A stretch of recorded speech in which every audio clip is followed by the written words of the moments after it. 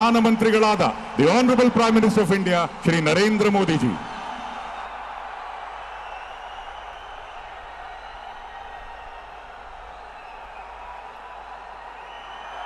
कर्नाटका के राज्यपाल श्रीमान थावरचंद जी गहलोत, मुख्यमंत्री श्री बसवराज बोम्मई जी, केंद्रीय मंत्रिमंडल में मेरे सहयोगीगण, कर्नाटका सरकार के मंत्रीगण, सांसद और विधायकगण और विशाल संख्या में पधारे हुए मेरे प्यारे भाइयों और बहनों,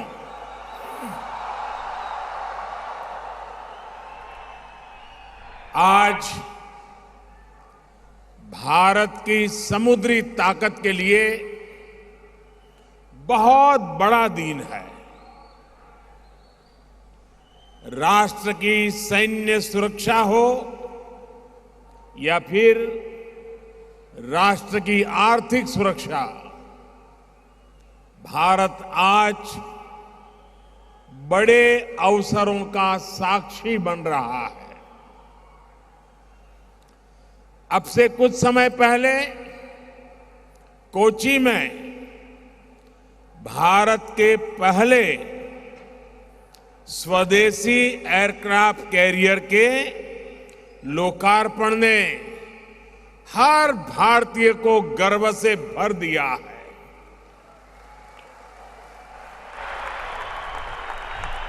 और अब यहां बेंगलुरु में 3,700 करोड़ रुपए से अधिक के प्रोजेक्ट का लोकार्पण, शिलान्यास और भूमि पूजन हुआ है। ऐतिहासिक मैंगलोर पोर्ट की क्षमता के विस्तार के साथ साथ यहां रिफाइनरी और हमारे मछुआरे साथियों की आय बढ़ाने के लिए अनेक प्रोजेक्ट का लोकार्पण और शिलान्यास भी हुआ है। इन परियोजनाओं के लिए मैं कर्नाटका वासियों को, आप सबको बहुत बहुत बधाई देता हूं। इन प्रोजेक्ट से कर्नाटका में व्यापार, कारोबार को, उद्योग को और ताकत मिलेगी, ईज ऑफ डूइंग बिजनेस को बल मिलेगा। विशेष रूप से वन डिस्ट्रिक्ट वन प्रोडक्ट के तहत विकसित किए जा रहे कर्नाटका के किसानों और मछुआरों के उत्पादों को अंतर्राष्ट्रीय बाजारों तक पहुंचाना और आसान होगा। साथियों, इस बार स्वतंत्रता दिवस पर लाल किले से जिन पंच प्राणों की बात मैंने की है, उनमें से सबसे पहला है विकसित भारत का निर्माण। विकसित भारत के निर्माण के लिए देश के मैन्युफैक्चरिंग सेक्टर का, मेक इन इंडिया का विस्तार करना बहुत जरूरी है। विकसित भारत के निर्माण के लिए जरूरी है हमारा एक्सपोर्ट बढ़े, दुनिया में हमारे प्रोडक्ट कॉस्ट के मामले में कॉम्पिटिटिव हो, ये सस्ते और सुगम लॉजिस्टिक्स के बिना संभव ही नहीं है। इसी सोच के साथ पिछले 8 वर्षों से देश के इंफ्रास्ट्रक्चर पर अभूतपूर्व काम हो रहा है। आज देश का शायद ही कोई हिस्सा है जहां इंफ्रास्ट्रक्चर का किसी ना किसी बड़े प्रोजेक्ट पर काम न चल रहा हो। भारतमाला से सीमावर्ती राज्यों के रोड इंफ्रास्ट्रक्चर को सशक्त किया जा रहा है, तो कोस्टल इंफ्रास्ट्रक्चर को सागर माला से शक्ति मिल रही है। भाई और बहनों, बीते वर्षों में देश ने पोर्ट लेड डेवलपमेंट को विकास का एक अहम मंत्र बनाया है। इन्हीं प्रयासों का परिणाम है कि सिर्फ 8 वर्ष में भारत के पोर्ट्स की कैपेसिटी लगभग 2 गुनी हो गई है। यानी साल 2014 तक हमारे यहां जितनी पोर्ट कैपेसिटी बनाई गई थी, पिछले 8 वर्षों में उतनी ही नई जोड़ी गई है।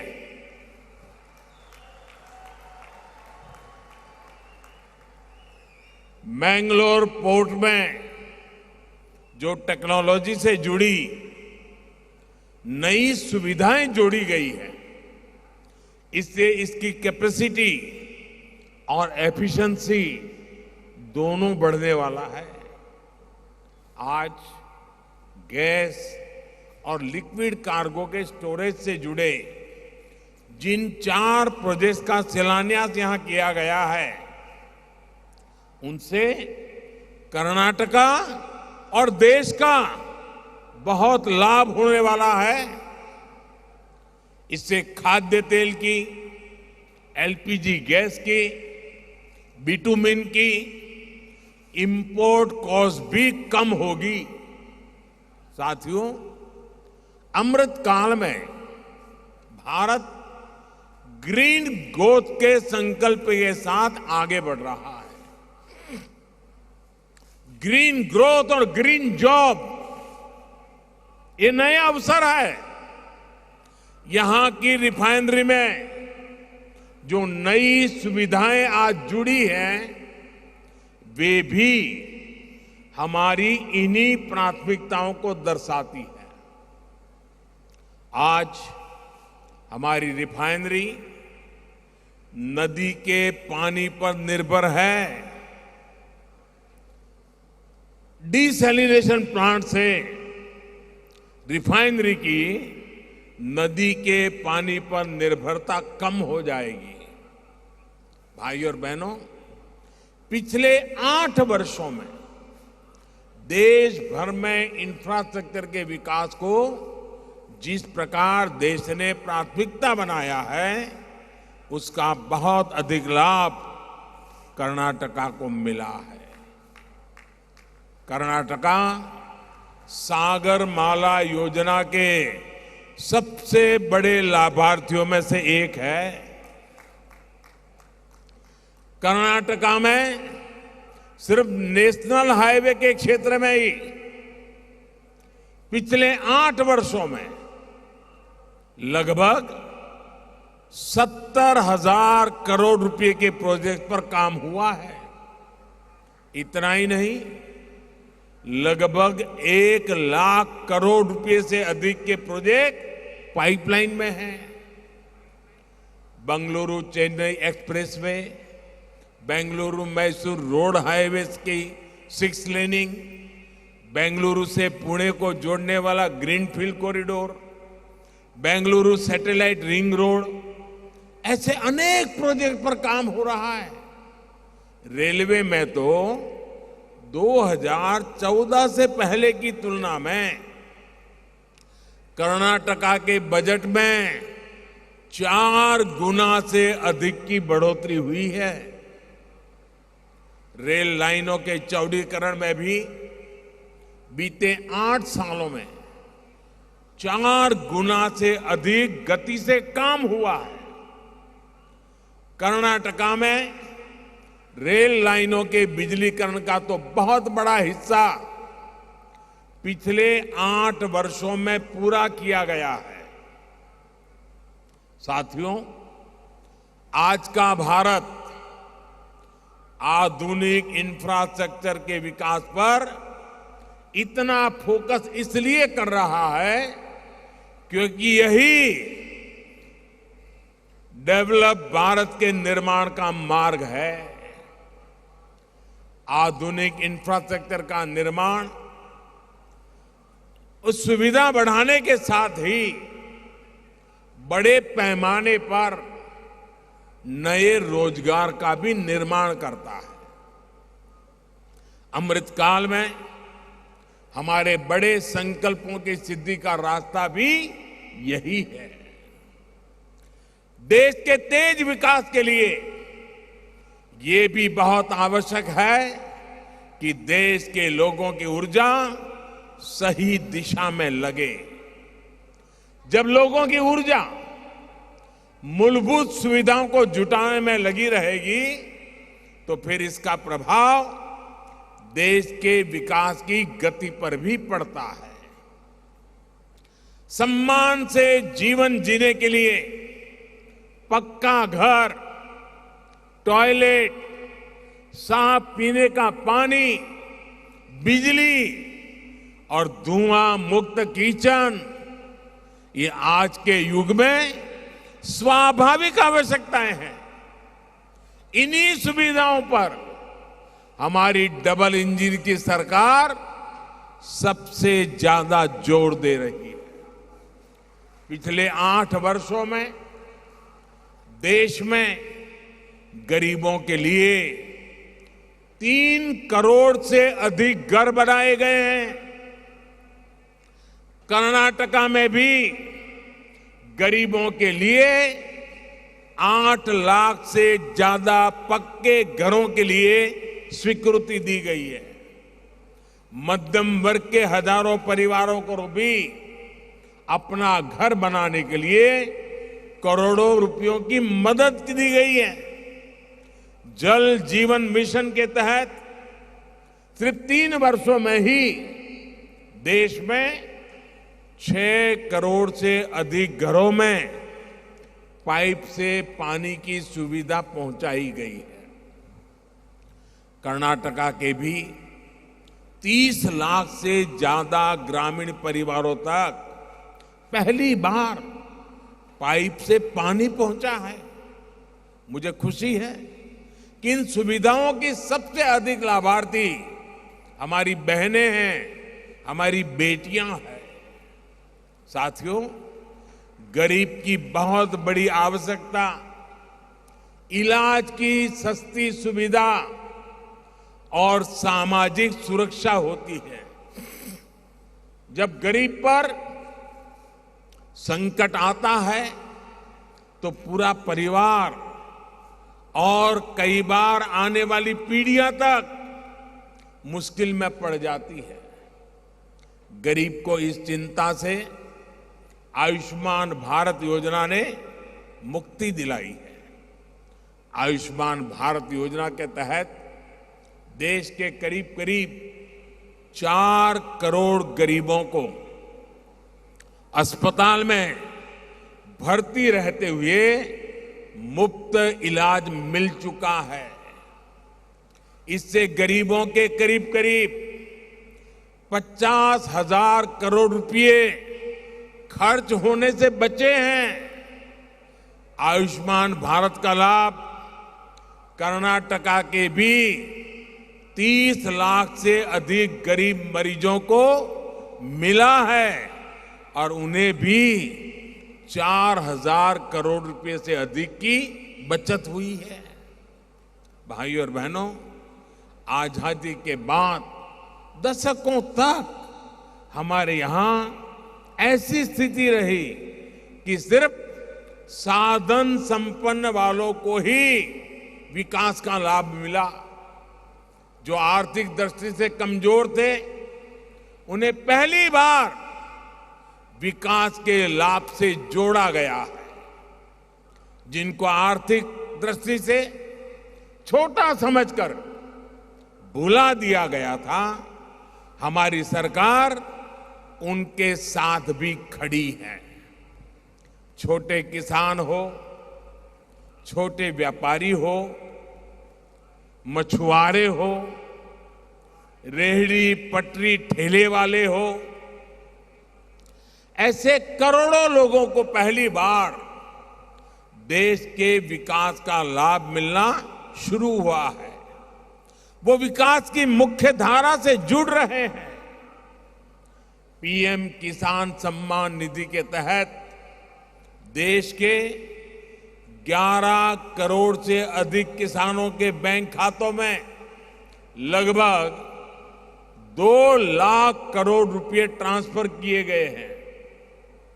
कर्नाटका के भी 55 लाख से ज्यादा छोटे किसानों को लगभग 10,000 करोड़ रुपए मिल चुके हैं। पीएम स्वनिधि के तहत देश के 35 लाख रेहड़ी पटरी ठेले वाले भाई बहनों को आर्थिक मदद मिली है। इसका लाभ कर्नाटक के भी लगभग 2 लाख स्ट्रीट वेंडर्स को हुआ है।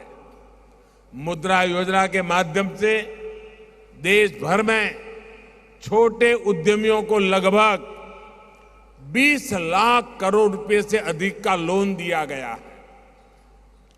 कर्नाटका के भी लाखों छोटे उद्यमियों को लगभग 2 लाख करोड़ रुपए का बैंक लोन दिया जा चुका है। साथियों, कोस्टल बेल्ट में बसे गांव, पोर्ट्स के इर्द गिर्द बसे साथियों, मछली पालन से जुड़े हमारे भाई बहनों के जीवन को बेहतर बनाने के लिए डबल इंजन की सरकार विशेष प्रयास कर रही है। थोड़ी देर पहले ही यहां मछली पालन से जुड़े साथियों को किसान क्रेडिट कार्ड दिया गया। गहरे समंदर में मछली पकड़ने के लिए जरूरी नावें, आधुनिक वेसल्स भी दिए गए हैं।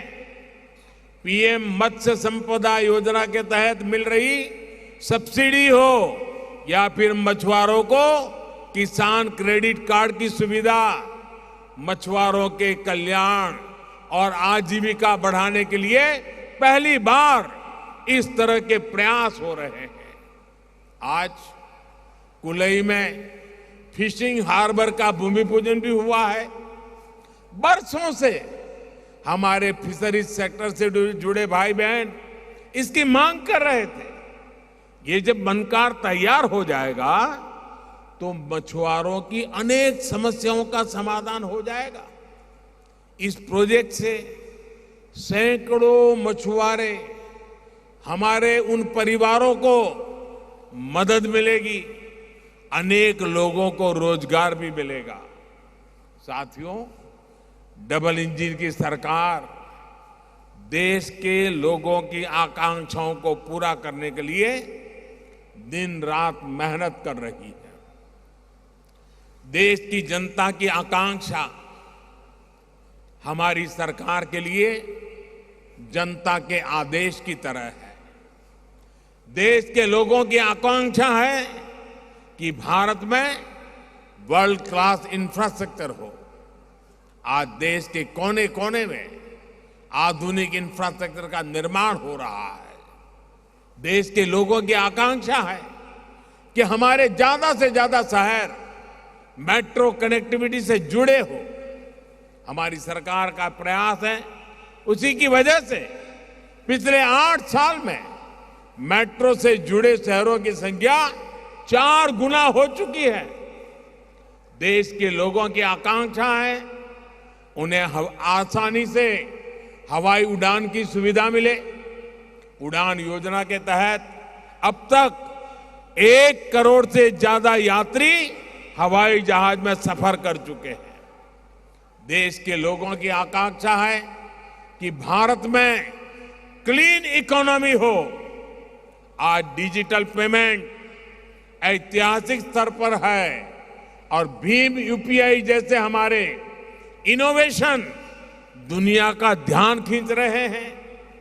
देश के लोग आज तेज इंटरनेट चाहते हैं, सस्ता इंटरनेट चाहते हैं, देश के कोने कोने में इंटरनेट चाहते हैं। आज करीब 6 लाख किलोमीटर ऑप्टिकल फाइबर बिछाकर ग्राम पंचायतों को जोड़ा जा रहा है। 5G की सुविधा इस क्षेत्र में नई क्रांति लाने वाली है। मुझे खुशी है कि कर्नाटका की डबल इंजन की सरकार भी तेज गति से लोगों की आवश्यकता और आकांक्षाओं को पूरा करने के लिए काम कर रही है। साथियों, भारत के पास 7,500 किलोमीटर से भी ज्यादा किलोमीटर कोस्टलाइन है। देश के इस सामर्थ्य का हमें भरपूर लाभ उठाना है। यहां का करावली कोस्ट और वेस्टर्न घाट भी अपने टूरिज्म के लिए इतना मशहूर है। मुझे बताया गया कि हर क्रूज सीजन में न्यू मैंगलोर पोर्ट औसतन 25,000 टूरिस्टों को हैंडल करता है। इसमें बहुत बड़ी संख्या में विदेशी नागरिक भी होते हैं। यानी संभावनाएं बहुत है। और जिस तरह भारत में मध्यम वर्ग की शक्ति बढ़ रही है, भारत में क्रूज टूरिज्म की संभावनाएं और ज्यादा बढ़ती जा रही है। जब टूरिज्म बढ़ता है तो उसका बहुत बड़ा लाभ हमारे कुटीर उद्योग, हमारे आर्टिजन्स, ग्राम उद्योग, रेहड़ी पटरी ठेले वाले भाई बहन, ऑटो रिक्शा चालक, टैक्सी ड्राइवर, ऐसे समाज के छोटे तबके के लोगों को टूरिज्म से बहुत लाभ होता है। मुझे खुशी है कि new Mangalore port cruise tourism बढ़ाने के लिए लगातार नई सुविधाएं जोड़ रहा है। साथियों, जब कोरोना का संकट शुरू हुआ था तो मैंने आपदा को अवसर में बदलने की बात कही थी। आज देश ने इस आपदा को अवसर में बदलकर दिखा दिया है। कुछ दिनों पहले जीडीपी के जो आंकड़े आए हैं वो दिखा रहे हैं कि भारत ने कोरोना काल में जो नीतियां बनाई, जो निर्णय लिए, वो कितने महत्वपूर्ण थे। पिछले साल इतने ग्लोबल डिसरप्शन के बावजूद भारत ने $670 बिलियन यानी 50 लाख करोड़ रुपए का टोटल एक्सपोर्ट किया। हर चुनौती से पार पाते हुए भारत ने $418 बिलियन यानी 31 लाख करोड़ रुपए के मर्चेंडाइज एक्सपोर्ट का नया रिकॉर्ड बनाया। आज देश के ग्रोथ इंजन से जुड़ा हर सेक्टर पूरी क्षमता से चल पड़ा है। सर्विस सेक्टर भी तेजी से ग्रोथ की तरफ बढ़ रहा है। पीएलआई स्कीम का असर मैन्युफैक्चरिंग सेक्टर पर दिखने लगा है। मोबाइल फोन सहित पूरे इलेक्ट्रॉनिक मैन्युफैक्चरिंग सेक्टर में कई गुना वृद्धि हुई है। टॉयज का इंपोर्ट 3 साल में जितना घटा है, करीब करीब उतना ही एक्सपोर्ट बढ़ा है। इन सभी का लाभ सीधे सीधे देश के उन कोस्टल एरिया को भी हो रहा है जो भारतीय सामान को एक्सपोर्ट के लिए अपने संसाधन मुहैया कराते हैं, जहां मैंगलोर जैसे बड़े पोर्ट है। साथियों, सरकार के प्रयासों से देश में बीते वर्षों में कोस्टल ट्रैफिक में भी वृद्धि देखी गई है। देश के अलग अलग पोर्ट्स पर सुविधा और संसाधन बढ़ने की वजह से कोस्टल मूवमेंट अब और ज्यादा आसान हुआ है। सरकार की कोशिश है कि पोर्ट कनेक्टिविटी और बेहतर हो, इसमें और तेजी आए। इसलिए पीएम गति शक्ति नेशनल मास्टर प्लान के तहत रेलवे और रोड के 250 से ज्यादा प्रोजेक्ट की पहचान की गई है जो सीमलेस पोर्ट कनेक्टिविटी में मदद करेंगे। भाइयों और बहनों, अपनी वीरता और व्यापार के लिए प्रसिद्ध यह तटीय क्षेत्र विलक्षण प्रतिभाओं से भरा हुआ है। भारत के कई उद्यमी लोग यहीं के रहने वाले हैं। भारत के कई खूबसूरत द्वीप और पहाड़ियां कर्नाटका में ही है। भारत के कई मशहूर मंदिर और तीर्थ क्षेत्र यहीं पर है। आज जब देश आजादी का अमृत महोत्सव मना रहा है तो मैं रानी अब्बक्का और रानी चैन भैरा देवी उनको भी याद करना चाहूंगा। भारत की धरती को, भारत के कारोबार को गुलामी से बचाने के लिए उनका संघर्ष अभूतपूर्व था। आज निर्यात के क्षेत्र में आगे बढ़ रहे भारत के लिए ये वीर महिलाएं बहुत बड़ी प्रेरणा स्रोत है। हर घर तिरंगा अभियान को जिस प्रकार कर्नाटका के जन जन ने, हमारे युवा साथियों ने सफल बनाया, वो भी इस समृद्ध परंपरा का ही विस्तार है।